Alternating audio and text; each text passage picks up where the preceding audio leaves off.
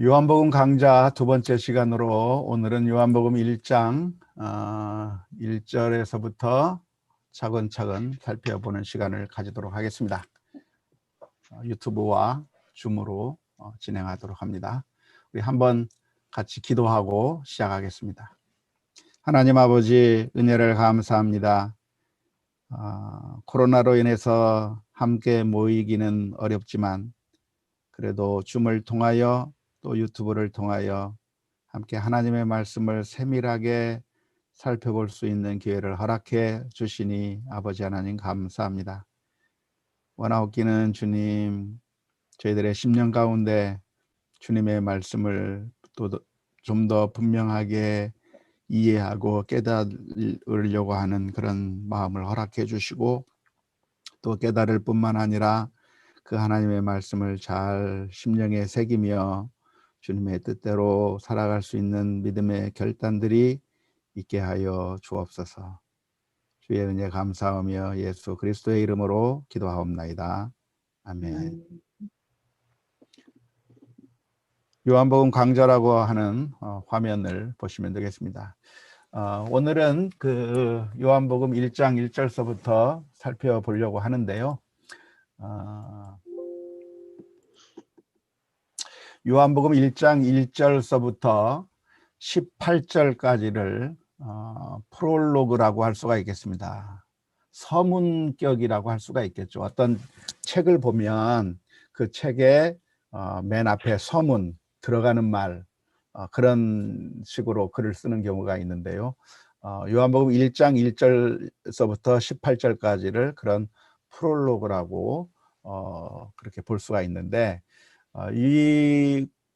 이것을 한번 문장을 분석해 보면 이런 식의 분석을 할 수가 있습니다.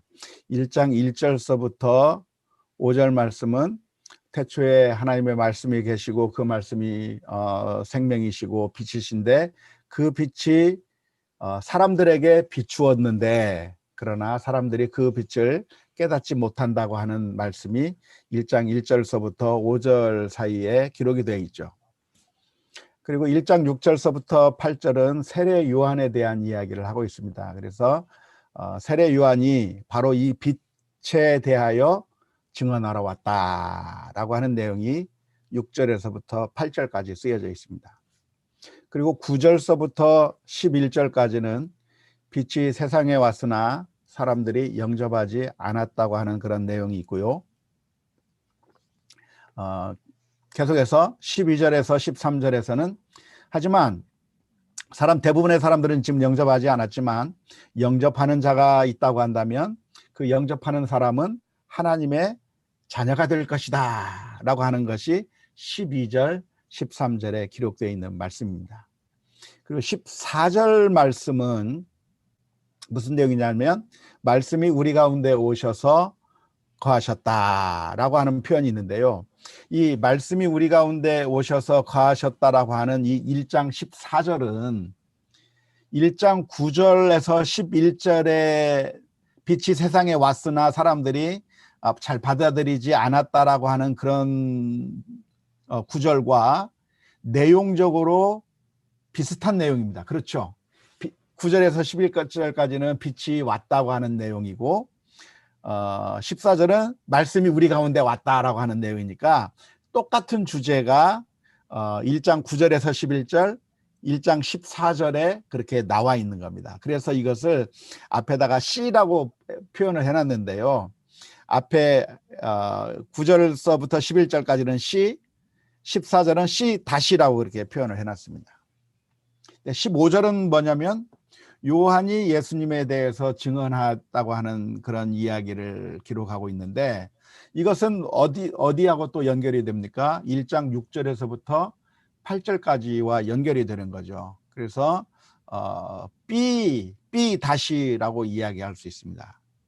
그리고 16절서부터 18절까지는 그런데 독생하신 하나님이 나타났다라고 그렇게 표현하고 있습니다. 그래서 요한복음 1장 1절서부터 18절까지의 구조를 보면 A, B, C, D, C-B-A- 이렇게 이런 식으로 교차되어 있는 그런 문장 그 구조를 가지고 있다고 하는 것을 알 수가 있습니다. 이렇게 이런 식의 교차 대칭 구조를 가리켜서 키아즘이라고 합니다. 키아즘 혹은 독일어로 키아스무스 이렇게 이야기하는데 이렇게 키가 뭐냐면 헬라어로 X자라고 하는 거거든요. 그러니까 문장의 그 이야기의 구조가 이렇게 해서 X자처럼 문장의 문단의 구조가 이루어진다고 해서 키아즘, 키아스무스라고 이야기를 하는 거죠. 여러분들이 성경을 쭉 읽어보면 이런 식의 표현이 많이 나와 있는 것을 알 겁니다. 그러니까 A, B, B-A 다시 이런 구조.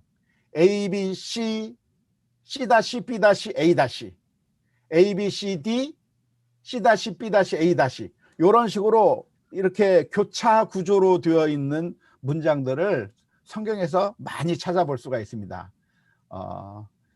나는 너를 사랑한다.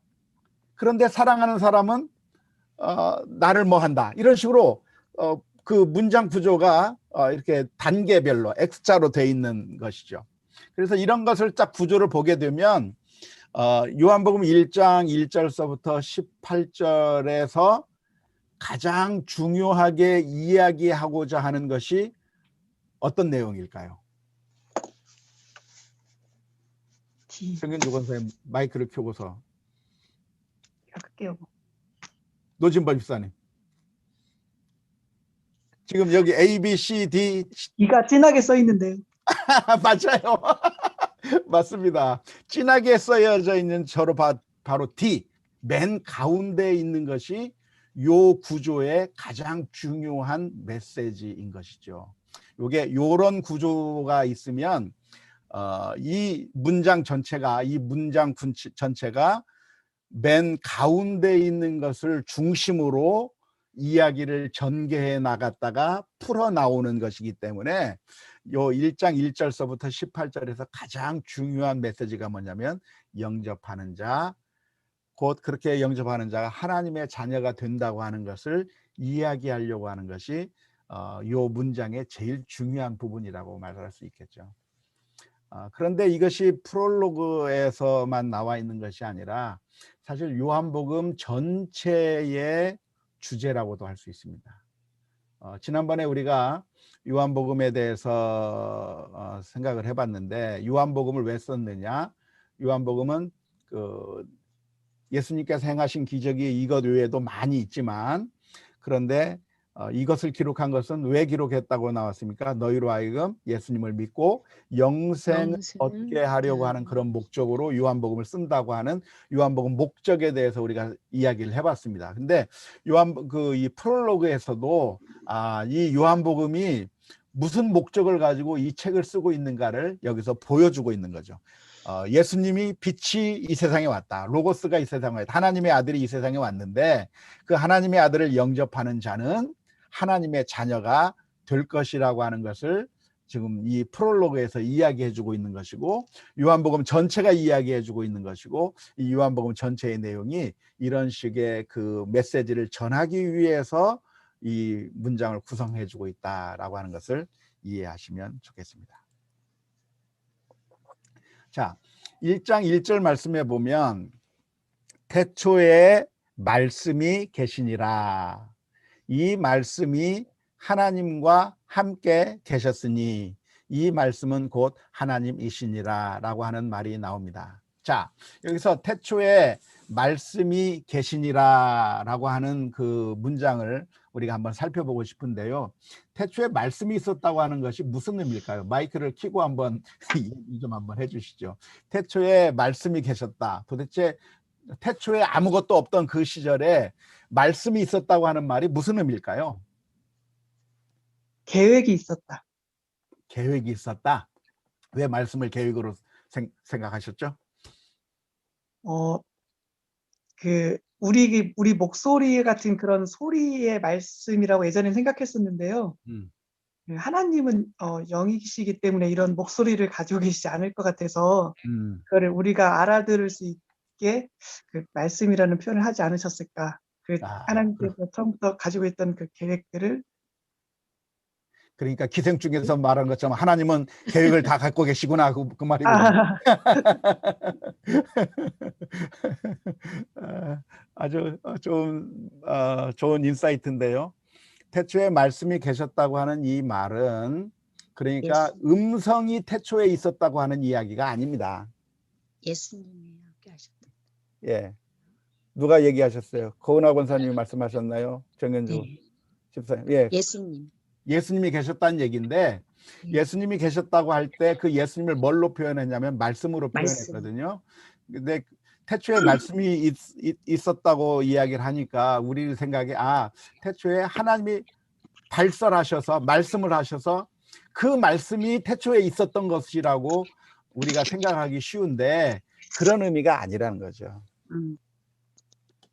로고스를 한번 제가 설명해 드리고 싶은데요.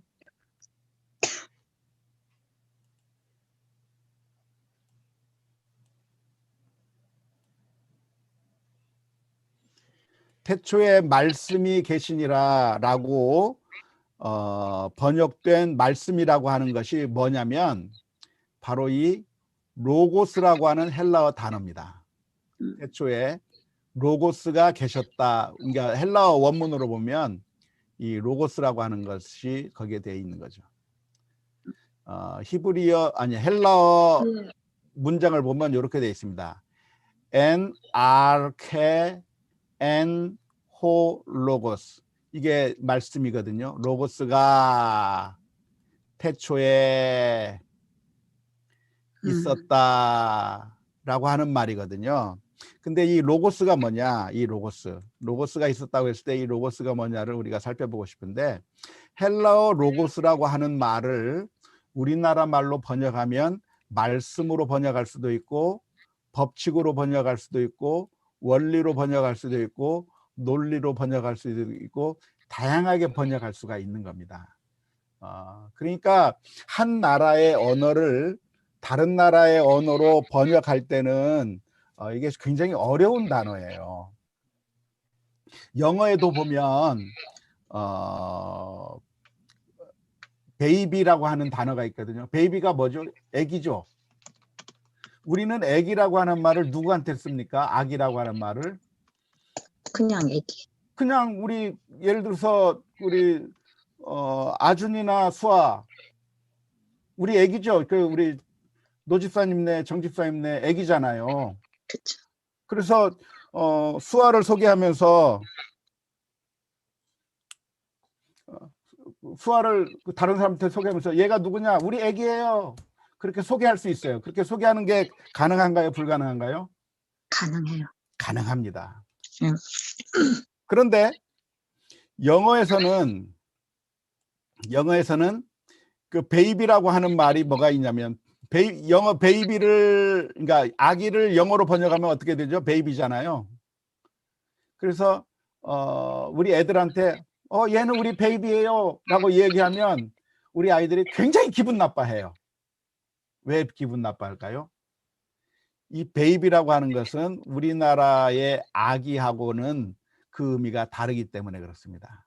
우리나라의 아기는 갓난아기도 갓난아기 베이비도 아기고 큰 애들도 아기입니다.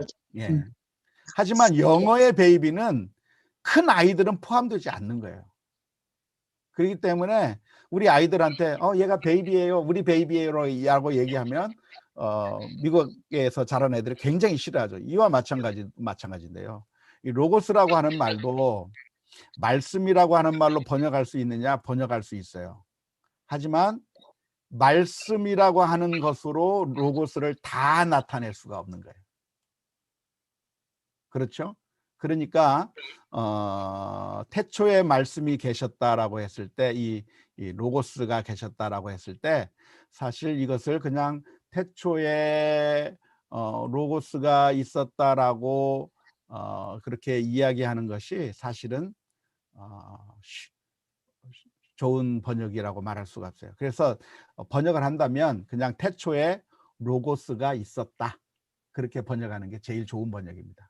태초에 로고스가 있었다.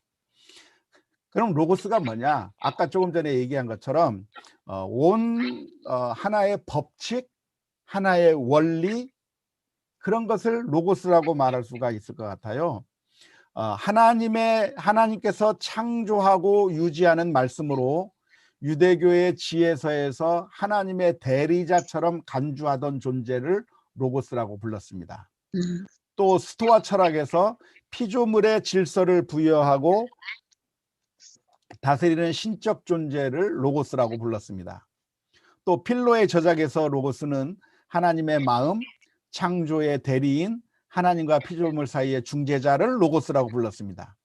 그리고 랍비적 사고에서는 선제적으로 있었던, 그러니까 모세오경이 선제적부터 있었던 그걸 가리켜서 로고스라고 부르기도 한 거죠. 또 영지주의적 저작에서는 영적인 세계와 물질적인 세계를 연결시켜주는 하늘의 특사를 가리켜서 로고스라고 번역해 주신 거죠. 그러니까 이 태초에 로고스가 있었다고 하는 것은 태초에 그냥 소리가 막 있었다, 그런 의미가 아니라, 소리가 맨 처음에 있었다는 이야기가 아니라 하나의 로고스라고 하는 신적인 존재가 있었다고 하는 그런 의미로 이해해야 되는 겁니다. 우리나라 말로 번역을 하자면 자연의 법칙에 가장 가깝지 않을까, 그런 생각도 해봤습니다. 자, 봄, 여름, 가을, 겨울이 계속 돌아가면서 계속 유지가 되잖아요. 참 겨울에 모든 것들이 다 죽어 있는 것 같은데, 그런데 알고 봤더니 봄이 되니까 다시 탁 꽃이 피고 막 이런 모습을 보면서 사람들이, 야, 이 세상에 자연의 법칙이 있어. 자연의 법칙이 있어서 정말 겨울이 지나가면 봄이 오네. 그러니까 이 세상이 움직이는 하나의 원리, 이 세상이 돌아가는 하나의 법칙, 이런 것을 우리가 이야기할 때가 있잖아요. 그것과 마찬가지로 로고스라고 하는 것은 이 세상을 움직이고 이 세상을 유지시키고 이 세상을 다스리는 그런 하나의 원리, 법칙, 이런 것을 로고스라고 이야기하고 있는 것이고, 태초에 로고스가 계셨다라고 하는 그 이야기는, 태초에 말씀이 계셨다고 하는 그 이야기는 신적인 존재, 그 신적인 존재가 태초에 있었다, 그런 의미입니다. 목사님. 네. 말씀하셔요. 목사님. 한진실 권사님 말씀하셔요. 잘 안 들리는데요. 왜 안 들릴까요? 다른 분들은 제 목소리가 들립니까, 안 들립니까? 목사님 말씀 잘 안 들리는데 뭐가 저만 그러나요? 네. 잘 들린대요. 권사님만 안 들린대요. 그러니까 권사님 휴대폰을 사용하고 계시면 그 소리를 좀 키워 보시죠. 목사님, 오늘 좀 이렇게 소리가 잘 끊기거든요. 그래요? 그러면 음소거를 좀 해봅시다.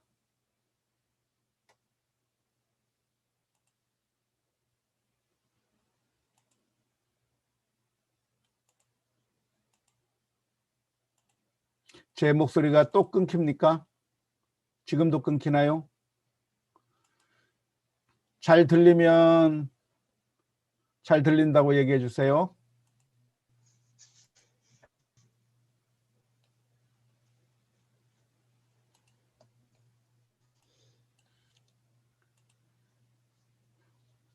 진행해 보도록 하겠습니다. 예. 자, 로고스가 태초에 말씀이 계셨는데 그 말씀이 하나님과 함께 계셨다고 이야기합니다. 하나님은 헬라어로 뭐냐면 테오스예요. 테오스. 제가 다시 한번 그 그림판을 보여드릴게요. 이거 보시면 글씨가 좀 보입니까? 너무 작아서 안 보이나요? 이게 하나님입니다. 테오스가. 그리고 로고스가 있는 거죠. 말씀이 있었고 그리고 하나님이 계셨는데 말씀은 로고스고 하나님은 테오스라고 불리는데, 그러니까 이 신적인 존재가 둘이 있는 겁니다. 둘이 있어서 그래서 이 로고스, 이 온 세상을 다스리고 유지시키고 하는 그런 존재인 로고스가 테오스와 함께, 하나님과 함께 있었고, 그런데 바로 그 로고스가 하나님이었다고 요한복음 1장에서 이야기해 주는 것이죠. 이해가 되시나요? 네. 계속해서 보겠습니다. 그가 태초에 하나님과 함께 계셨다고 이야기하고 있는데요. 그러니까 사실 요한복음 1장에서 이야기하고 있는 것은 정말 획기적인 이야기인데요. 왜냐하면 유대인들의 생각에 하나님은 한 분이라고만 생각했었는데 요한복음 1장에서 이야기하고 있는 것은 하나님 외에 또 다른 신적인 존재가 있다고 이야기를 해주고 있기 때문에 그래요. 그러니까 이 세상에 신적인 존재가 둘이 있어서 테오스 하나님도 계시고 로고스도 있다, 그렇게 이해가 되는 것이죠. 그 태초에 하나님이 계셨고 만물이 그로 말미암아 지은 바 되었으니 지은 것이 하나도 그가 없이 된 것이 없느니라. 그러니까 로고스라고 하는 존재가 테오스 하나님만 이 세상을 만드신 게 아니라 하나님께서 이 세상을 만드실 때 누구를 통해서 만들었냐면 로고스를 통해서 이 세상을 만들어진 것이고, 이 세상에 만들어진 그 모든 것들이 로고스가 없이는 만들어진 것이 없을 정도로 그 로고스가 이 세상을 만드는 데 있어서 그 역할을 했다는 것을 1장 3절에서 이야기해 주고 있는 겁니다. 그런데 그 로고스 안에 생명이 있었다고 이야기하고 그 생명이 사람들에게 빛을 비추어 주는 것이라고, 사람들의 빛이라고 이야기를 하고 있는 것이죠. 그리고 그 빛이 어둠의 빛이 돼. 지금 창세기의 말씀을 보면 온 세상이 깜깜할 때 빛이 세상에 쫙 비치게 될 때 이렇게 빛이 이제 드러나게 됐는데, 빛이 어둠에 비쳤을 때 어둠이 깨닫지 못하더라라고 되어 있습니다. 그런데 1장 5절 말씀은 어둠이 깨닫지 못하더라라고 번역할 수도 있지만 어둠이 이기지 못하더라라고 번역할 수도 있습니다. 그러니까 빛이 딱 비치면 어둠이 물러가는 것처럼, 어둠이 이기지 못하고 사라지게 되는 것처럼 빛이 어둠에 빛이 돼 어둠이 빛을 이기지 못하더라라고 하는 그런 의미로 번역할 수도 있습니다. 꼭 그렇게 번역해야 된다는 건 아니고 지금 개역 개정 성경에서 번역한 것처럼 어둠이 깨닫지 못하더라라고 번역해도 되고, 아니면 어둠이 이기지 못하더라라고 하는 말로 번역해도 되는 것이죠. 종종 이렇게 시위하고 그럴 때 천주교 신부님들, 수녀님들이 이렇게 막 이렇게 써가지고 나올 때 요한복음 1장 5절 써가지고 빛이 어둠에 빛이 돼 어둠이 이기지 못하더라라고 하는 그런 구절을 써놓고 시위하는 그런 경우가 종종 있잖아요. 바로 이 요한복음 1장 5절을 그렇게 번역해서 내놓는 겁니다. 그러니까 지금 요한복음 1장 1절에서부터 5절까지 이야기하고 있는 것이 무엇이냐면 태초에 하나님만 계셨던 것이 아니라 하나님과 함께 계시는 로고스가 있었고, 그 로고스가 누구냐? 하나님과 함께 있었다고 하는 이야기는 그 하나님과 구별된 존재이면서 동시에 그가 하나님이셨다라고 이야기하고 있는 것이죠. 그러니까 우리가 잘 알다시피 이 로고스를 가리켜서 요한복음에서는 누구라고 얘기하죠? 예수님이라고 얘기하잖아요. 그러니까 예수님이 로고스고 예수님은 하나님이다라고 하는 것이 이 첫 부분에 다 나와 있습니다. 자, 그런데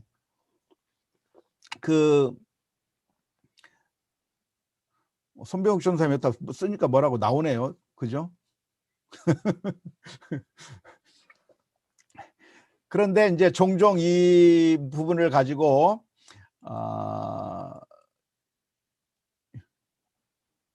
자, 요걸 한번 보겠습니다.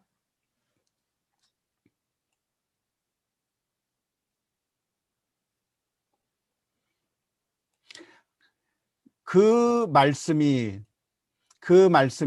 호로스가 하나님이었다라고 되어 있거든요. 1장 1절 맨 끝에 부분에 보면 로고스가 태초에 로고스가 있었고 그 로고스가 하나님과 함께 있었는데 그 로고스가 호로스가 하나님이었다라고 설명을 해주고 있습니다. 그런데 아마 눈썰미가 있으신 분들은 가만히 보면 아시겠지만 이 하나님이라고 하는 말에 정관사가 있나요, 없나요? 있으면 이렇게, 없으면 이렇게. 없습니다. 예, 아주 눈썰미가 좋으시네요. 정관사가 어떤 것들이냐면요,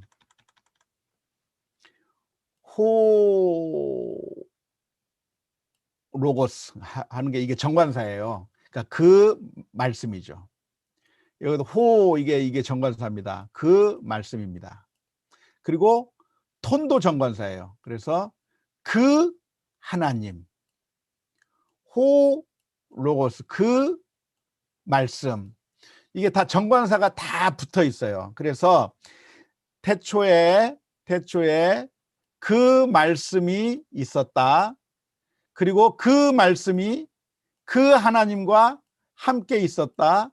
그런데 그 말씀이 하나님이었다 할 때는 정관사가 있나요, 없나요? 없습니다.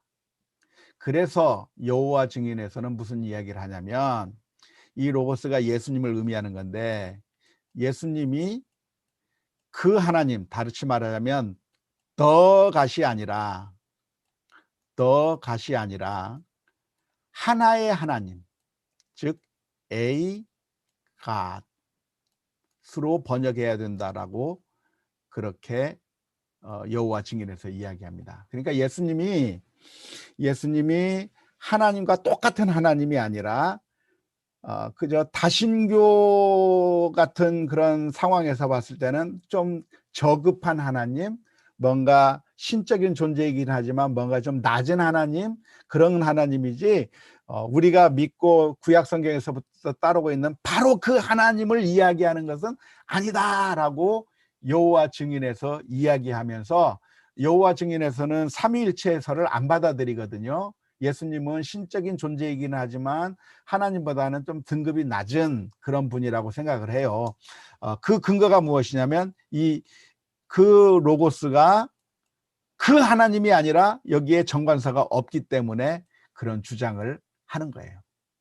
이해가 되시나요? 네.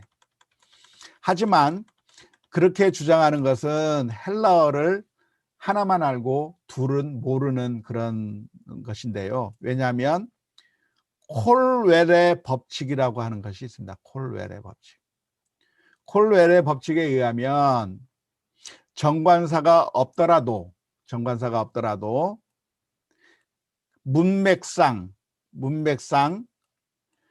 이 단어가 앞에 있는 단어를 가리키는 것이라고 한다면 정관사가 있는 것으로 간주할 수 있다라고 하는 헬라어 법칙이 있기 때문에 그렇습니다. 그러니까 언뜻 보면 정관사가 없으니까 그 로고스가 바로 그 하나님이 아니라 그냥 하나의 하나님, 뭔가 좀 등급이 낮은 하나님, 그런 것으로 생각하기가 쉽겠지만 그게 아니라 그 예수님이 바로 그 하나님이었다고 하는 삼위일체를 인정해주는 그런 표현이라고 하는 것을 우리가 이해하면 좋을 것 같습니다. 자, 이제 다시 이쪽으로 넘어가겠습니다. 그러니까 태초에 하나님이 계셨는데 그 말씀이 하나님과 함께 계셨고 그 말씀이 누구라? 그 태초에 로고스와 함께 계신 바로 하나님이기 때문에 요한복음 1장 1절에서부터 삼위일체론에 대해서 정확하게 이야기해 주고 있다고 하는 것을 이해하시면 되겠습니다. 계속해서 봅시다. 이제 세례 요한에 대해서 설명하고 있는 것이 6절서부터 8절 말씀까지입니다. 하나님께로부터 보내심을 받은 사람이 있으니 그 이름은 요한이라. 요한복음에서는 요한을 가리켜서 세례 요한이라고 표기하지 않습니다. 왜냐하면 요한복음에는 다른 요한의 이름이 없기 때문에 굳이 구별할 필요가 없는 거예요. 마태복음, 누가복음, 마가복음 이런 데는 세례 요한을 세례 요한이라고 이렇게 앞에 표시를 해주는데 요한복음에서는 그런 세례자가 없는데 왜 안 쓰느냐? 다른 요한이 등장하고 있지 않기 때문에 그렇습니다. 아무튼 하나님께서 보내심을 받은 요한이 있었는데 여기서 보내심을 받았다고 하는 이야기는 옛날 구약시대 때 하나님께서 선지자들을 파송할 때 쓰는 표현이 보내셨다고 하는 표현입니다. 그래서 이 세례 요한이라고 하는 사람이 하나님으로부터 보냄을 받은 구약시대의 선지자와 같은 존재라고 하는 것을 1장 6절에서 볼 수가 있는데요. 유대인들도 세례 요한을 보면서 세례 요한은 우리의 선지자라 또 그렇게 생각을 했었고 예수님도 그렇게 인정을 했습니다. 요한복음을 읽어보면 요한복음에는 세례 요한이 실제적으로 메시지를 전한 내용이나 또 세례 요한이 세례를 직접 준 그런 것들을 묘사하고 있지는 않습니다. 지난번에 이야기한 것처럼 요한복음은 마태복음, 마가, 누가복음에 있는 내용을 많이 생략하고 있다고 했는데 세례 요한의 실제적인 사역도 요한복음에는 기록되어 있지 않습니다. 하지만 특별히 세례 요한에 대해서 쓰고 있는 이유가 있다고 한다면 아마도 이 요한복음이 저 에베소라고 하는 지역에서 쓰여졌기 때문일 가능성이 많아요. 사도행전 19장에 보면 바울이 3차 전도 여행을 갔을 때 에베소라고 하는 지역에 갔습니다. 그래서 그 에베소의 지역에 갔더니 사람들이 세례 요한의 세례만 알고 예수님에 대해서는 모르는 거예요. 그래서 거기서 예수님을 전해가지고 세례 요한을 추종하던 사람들이 거기서 복음을 받아들이고 예수님의 제자가 되는 그런 사건을 기록하고 있는데 이 요한복음이 어디서 쓰여졌냐면 바로 에베소에서 쓰여졌을 거라고 보는 것이 아마 그럴듯한 거거든요. 그러니까 지금 세례 요한에 대해서 사도 요한이 쓰고 있는 이유가 뭐냐면 세례 요한이 우리가 궁극적으로 믿고 따라갈 사람이 아니라 세례 요한이 누구를 가리켰다? 예수님을 설명하기 위해서 온 것이다 라고 하는 것을 이야기하기 위해서 이렇게 세례 요한에 대해서 설명하고 있는 것이죠. 그가 증언하러 왔으니 곧 빛에 대하여 증언하고 모든 사람이 자기로 말미암아 믿게 하려 함이라. 지금 세례 요한이 온 이유가 무엇이냐면 예수님에 대해서 증언하러 왔다는 겁니다. 에베소에 있는 그 세례 요한 추종자들이 있었는데 그들은 세례 요한만 바라보고 있잖아요. 그런데 그렇게 하지 말고 이 세례 요한이 예수님 곧 빛에 대해서 증언하고 있으니까 우리는 그 빛이신 예수님을 믿어야 된다라고 하는 그런 의미에서 이렇게 기록하고 있습니다. 우리가 신앙생활 하다 보면 어쩌면 이런 세례 요한의 추종자들 같은 일들을 할 때가 많이 있습니다. 목회자를 추종한다든지 목회자에게 대하여서 굉장한 존경심을 가지고 목회자를 많이 드높이는 경우가 있는데 사실은 모두가 다 하나님의 도구일 뿐이지 목적이 아니거든요. 빛이 아니거든요. 빛에 대해서 증언하는 사람들인데 그 빛에 대해서 증언할 때 그 빛을 바라보지 않고 증언하는 사람만 바라본다고 한다면 바른 신앙이 아닐 것이죠. 아무튼 이 요한복음 1장 7절에서는 세례 요한을 믿고 따를 것이 아니라 바로 증언하고 있는 바로 그 빛에 대해서 따라야 될 것이라고 설명해 주고 있는 것입니다. 8절 그는 이 빛이 아니오 이 빛에 대하여 증언하러 온 자라고 분명하게 이야기하고 있는 것이죠. 자, 1장 9절에서부터 11절에서는 참 빛이 이 세상에 오셨다라고 설명하고 있습니다. 1장 9절 참 빛 곧 세상에 와서 각 사람에게 비추는 빛이 있었나니. 아까 지금 요한복음 1장에서 초반부에서 예수님을 설명하고 있는데 로고스가 있었는데 그 로고스가 바로 빛이고 그 빛이 각 사람에게 지금 빛을 비춰주고 있다라고 설명하고 있습니다. 또 10절에서 11절 그가 세상에 계셨으며 세상은 그로 말미암아 지은 바 되었으되 세상이 그를 알지 못하였고 자기 땅에 오매 자기 백성이 영접하지 아니했다라고 표현하고 있는데요.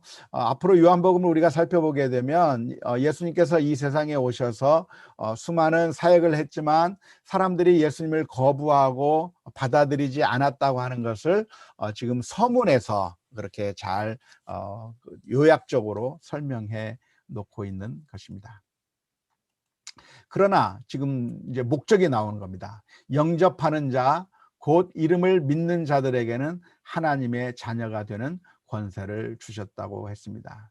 일반적으로 사람들은 로고스를 영접하지 않았지만 그 가운데 로고스를 영접하는 사람들이 있다고 한다면 그 사람이 하나님의 자녀가 되는 것이죠. 근데 영접한다고 하는 얘기는 무슨 의미일까요? 그것은 그냥 환영한다 그런 의미라기보다는 이 로고스가 자신의 창조자 되고 로고스에서 내가 소유가 된 바 되는 것을 인정하고 그리고 우리들의 마음의 왕자 자리를 그 로고스에게 드리는 것을 의미하는 것이죠. 영접한다고 하는 얘기는 나 예수님 믿어. 그래 내가 이제는 예수님을 받아들여.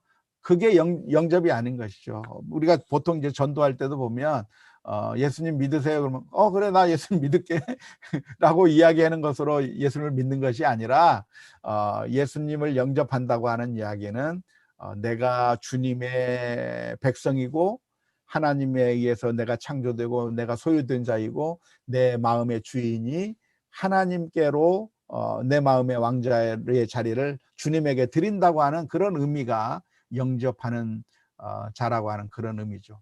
근데 영접을 하게 되면 그 결과가 어떻게 되냐면 어떻게 된다? 하나님의 자녀가 된다고 이야기를 하고 있는 겁니다. 마음의 왕좌의 자리를 주님께 드리면 우리가 노예로 전락해 버리는 것이 아니라 주님의 자녀가 되는 것이죠. 그래서 우리가 놀라운 축복을 얻게 되는 것인데 그런데 그 영접하지 않게 된다고 한다면 결국 우리가 심판을 당하게 된다고 하는 것을 생각해 봐야 되는 거죠. 여기서 하나님의 자녀가 된다고 했을 때 사용된 단어는 헬라어 단어로 테크논이라고 하는 단어입니다. 예수님이 하나님의 아들이라고 표현할 때는 휘오스라고 하는 단어를 종종 써요. 그런데 여기서 하나님의 자녀가 된다고 했을 때는 테크논이라고 하는 단어를 써서 이렇게 우리들을 약간 구분시켜 놓는데 바울 서신에 가면은 우리 신자들을 휘오스라고 표현하긴 하지만 요한복음에서만큼은 하나님의 자녀가 되었다고 했을 때는 테크논이라고 하는 단어, 예수님이 하나님의 아들이라고 할 때는 휘오스라고 하는 단어를 구분해서 쓰고 있다고 하는 것을 보시면 좋겠습니다.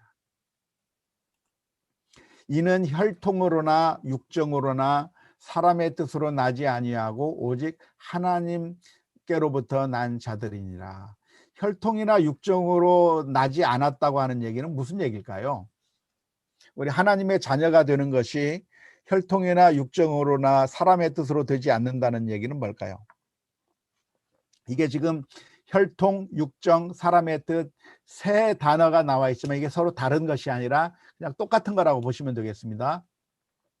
이게 같은 단어, 같은 의미의 내용의 단어를 반복해서 나타나는 그런 표현들이 있는데 같은 것인데 이게 무슨 얘기냐면 유대인들은 지금 어떻게 생각하고 있냐면 우리들은 혈통으로, 육정으로 피 때문에 우리는 하나님의 백성이라고 생각했던 것이 유대인들의 생각이었습니다. 유대인들은 자신들은 선민이었고 아브라함의 자손이기 때문에 태어나면서부터 자동적으로 아브라함의 후손으로서 우리는 하나님의 선택받은 민족이고 우리는 자동적으로 구원받은 백성이라고 생각하는 것이 그게 이스라엘 민족들의 생각이었죠. 하지만 요한복음 1장 13절에서 무슨 말씀을 하는 거냐면 너희들이 유대인이라고 해서 자동적으로 하나님의 백성 아니다. 혈통, 육정, 사람의 뜻, 다시 말하자면 내가 민족적 유대인이기 때문에 자동적으로 하나님의 백성이 되는 것이 아니다라고 이야기를 해주는 겁니다. 이 내용이 어디와 연관이 되어 있냐면 마태, 마가, 누가복음에는 세례 요한의 이야기가 나오잖아요. 그 세례 요한이 무슨 얘기를 합니까? 너희가 우리 조상이 아브라함이라고 그렇게 하나님의 자녀라고 생각하지 말라. 하나님께서는 이 돌들로도 하나님의 자녀가 되게 해줄 거다. 그렇게 말하면서 회개하지 않으면 하나님의 심판이 있을 것이다 라고 이야기하고 있는데, 그 공관복음서에서 이야기하고 있는 바로 그 내용이 여기 요한복음에서 이야기하고 있는 내용과 똑같은 겁니다. 유대인으로 태어났다고 해서, 할례를 받은 백성으로 태어났다고 해서 자동적으로 하나님의 자녀가 되는 것이 아니라, 아브라함의 백성이 되는 것이 아니라 예수 그리스도, 로고스, 빛으로 오신 예수님, 우리의 영생이 되신 예수님을 믿어야만 그 사람들이 하나님께로부터 태어나는 자가 되는 것이다 라고 이야기하는 것이죠. 더 하고 싶지만 시간이 벌써 40분이 됐습니다. 시간이 됐으니까 끝내려고 하는데 어떻게 생각하세요? 괜찮죠? 네. 혹시 질문 있으시면 질문을 해주시기 바랍니다. 마이크를 켜시고.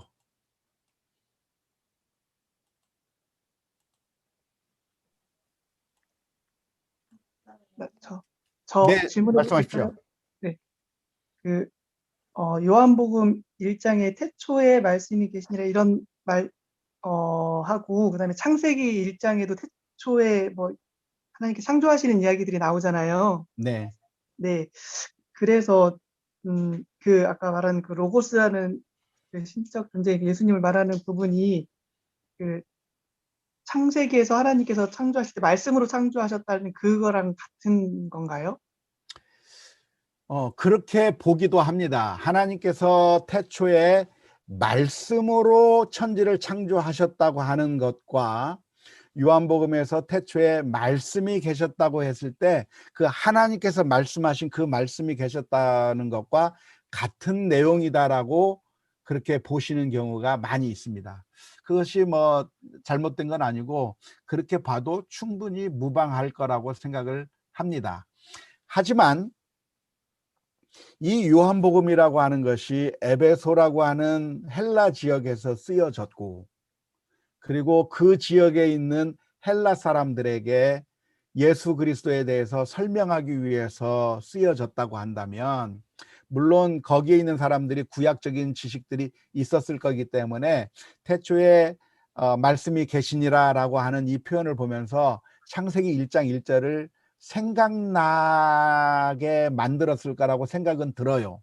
하지만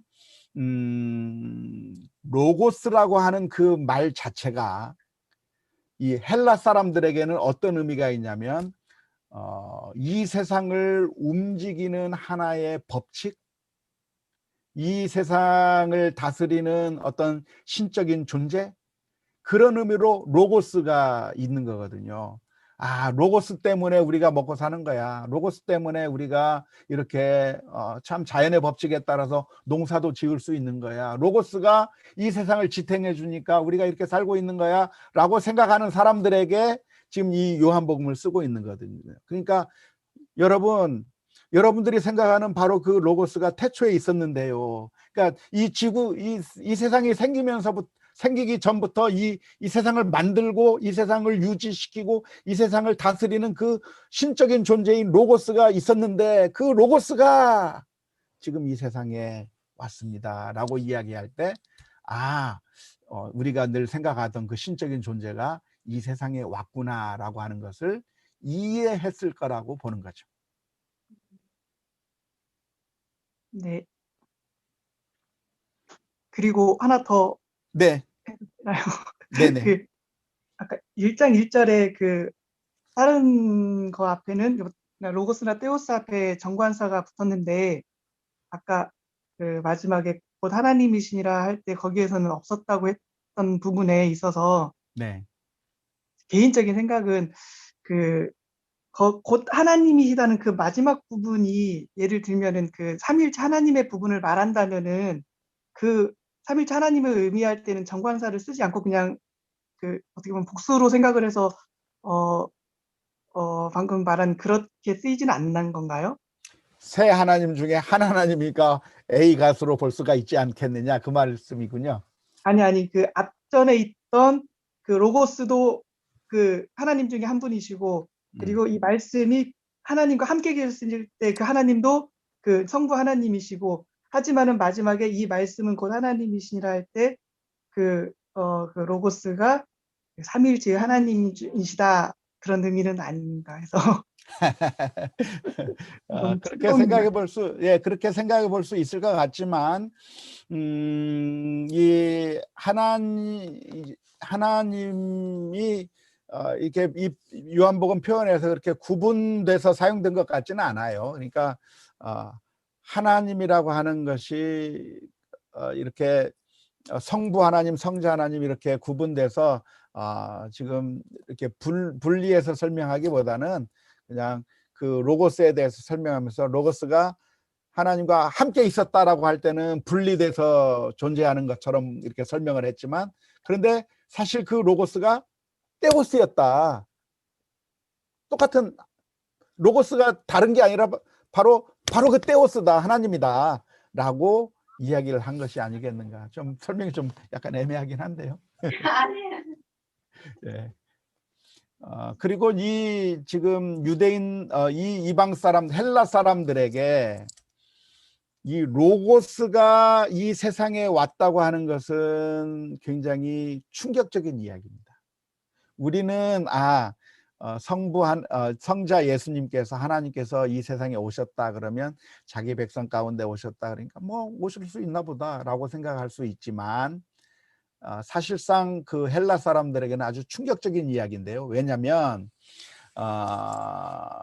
이 헬라 사람들의 생각에는 이 세상이라고 하는 것은 더럽고 아주 우리가 빨리 벗어나야 할 것이고 우리는 이 세상의 감옥에 갇혀 있는 사람들인데 빨리 이 세상에서부터 해방되어 저 영적인 세계, 저 영원한 세계로 가는 것이 가장 고귀하다고 생각하기 때문에 빨리 이 세상의 지옥에서부터 벗어나야 좋다고 하는 생각을 가지고 있는 겁니다. 이 헬라 사람들은.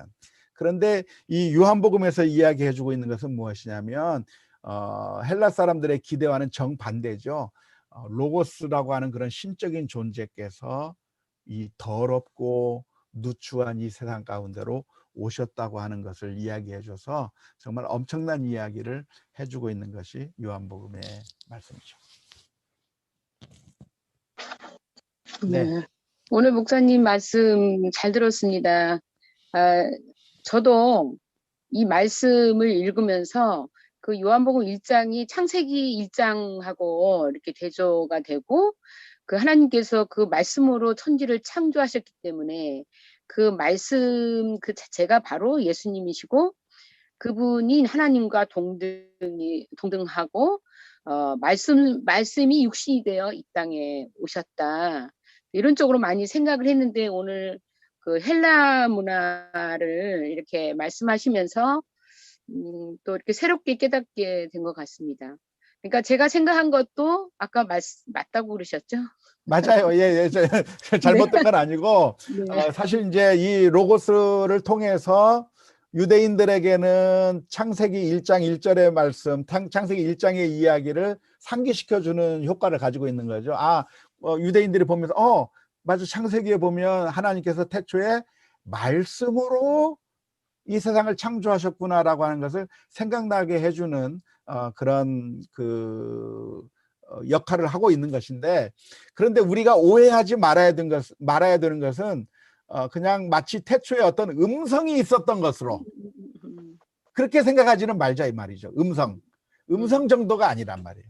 음성 정도가 아니고, 그러니까 하나님이 말씀하시면 그 말씀 음성이 예수님이라고 하는 얘기가 아니에요.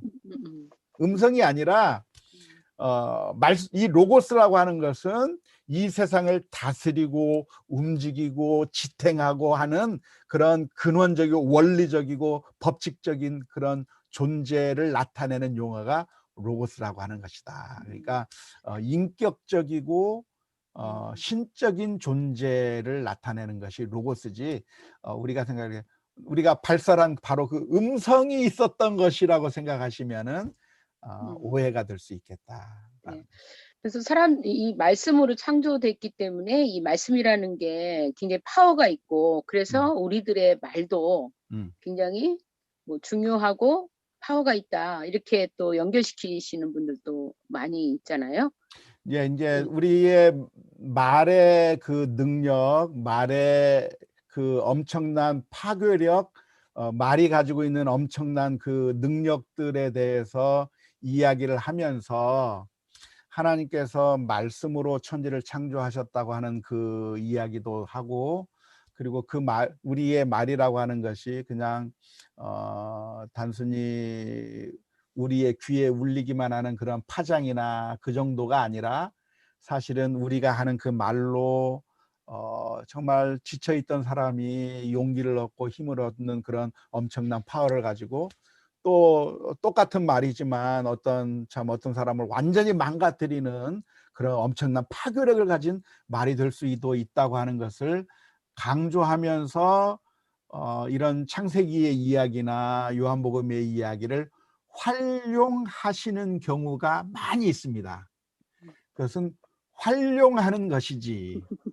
예, 그러니까 의미와 활용을 좀 구분하실 수 있겠어요? 네네. 예, 그러니까 말의 중요성에 대해서 우리가 강조하기 위해서 이 성경에 있는 이야기들을 활용하면서 그렇게 정말 말이 소중하다고 하는 것을 강조할 수는 있겠지만, 그러나 요한복음 본래의 의미는 그런 것과는 아니고, 사실은 이 로고스가, 아까 제가 이 로고스라고 하는 그 헬라어 단어를 번역할 때 말씀으로 번역할 수도 있고 원리, 법칙 뭐 이런 걸로 다양하게 번역이 가능하다고 했잖아요. 그래서 이 로고스라고 하는 것을 말씀으로만 번역을 해버려서 말이 가지고 있는 것이 마치 로고이스인 것처럼 착각하시면 사실은 오해일 가능성이 있다 이 말이죠.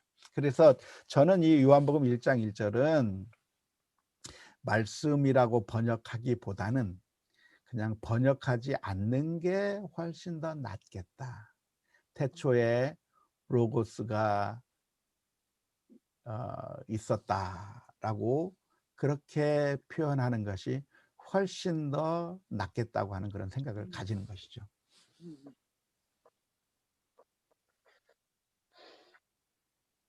잘 이해되었습니다. 네, 감사합니다. 다른 분 질문 없으시면 있습니까? 없습니까? 목사님, 네. 이제 조금씩 사복음서를, 예전에는 사복음서를 서로 구분한다고 해야 될까요? 그 차이점? 그거를 잘 몰랐는데 이제 조금씩 알게 되는 것 같아요. 왜 요한복음이 공관복음에서 포함을 안 시켰는지, 그다음에 요한복음의 저자인 요한이 진짜 말하고자 했던 그 핵심이 뭔지 조금씩 더 알게 돼서 너무 그거는 기쁘고 좋은데, 제가 한 가지 질문은, 그러면 이게 이게 기록 대상이 유대인이 아닌 어떤 헬라인에 약간 초점을 맞춰서 요한이 요한복음서를 쓴 거죠.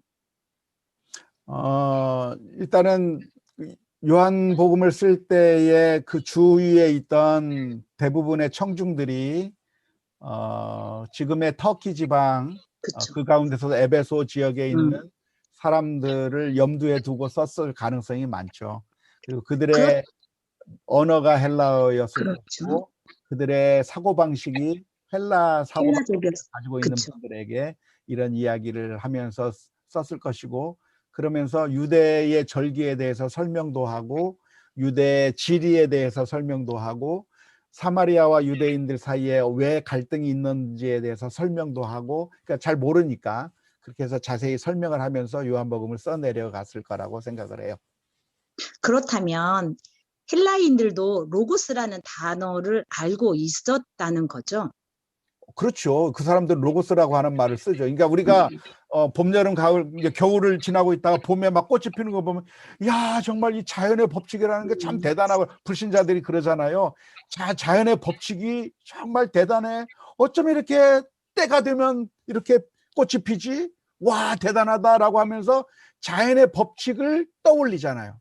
또는 우리나라 사람들이 뭐 참 하늘도 무심하시지 왜 이래 그러면서 하늘에 대해서 이야기하잖아요. 또 이 염라대왕이 안 잡아가나 이런 얘기 하잖아요. 그러니까 그냥 우리나라 사람들이 쓰고 있는 그런 개념들이 헬라 사람들에게는 뭐가 있으냐면 로고스라고 하는 로고스가 개념이 있었다는 로고스가 있으니까 지금 우리가 1 더하기 1이 2가 되는 이유가 왜 1 더하기 1이 2가 돼요? 어떤 마귀가 있어서 자꾸만 우리를 괴롭히고 막 뒤죽박죽인 세상을 만든 것이 아니라 로고스가 있어서 그 로고스가 늘 1 더하기 1은 2가 되도록 그 로고스가 이 세계를 움직이고 있으니까 그 로고스에 의해서 지금 이 세상이 이렇게 움직이고 있구나 라고 헬라인들이 생각하고 있는 것이죠. 그런 사람들에게 이 요한이 다가가서 여러분들이 알고 있는 그 로고스가 태초부터 있었잖아요. 그런데 그 태초부터 있던 그 로고스가 그냥 태초에 그냥 하늘에만 있었던 것이 아니라 그 빛이 되어서 우리 가운데 비춰졌고 그 로고스가 우리 가운데 왔었어요 라고 설명해 주는 거예요. 그렇죠. 감사합니다. 네. 질문을 주고받으니까 훨씬 더 재밌네요. 네네. 네. 그러면 다음 시간에 또 더 진행해 나가도록 하고 오늘은 여기까지 하도록 하겠습니다. 제가 기도 또 하겠습니다. 하나님 감사합니다. 우리의 생사 화복을 주관하시며 우리의 삶을 인도하시는 아버지 하나님.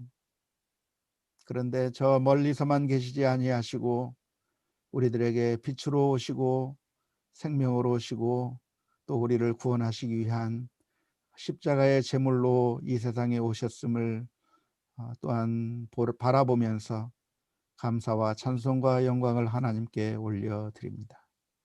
하나님, 이 세상에 아무것도 보이지 않을 때 빛 되신 주님을 바라볼 수 있는 힘과 용기를 허락하여 주옵소서. 외롭고 어려울 때 주님의 그 손길을 바라보게 하여 주옵소서. 하나님의 사랑 가운데 거하게 하여 주옵소서. 누구든지 예수 그리스도를 영접하는 자, 그 로고스를 받아들이는 자마다 하나님의 자녀가 된다고 말씀해 주셨는데 하나님의 자녀로서 믿음으로 살아가게 인도하여 주옵소서.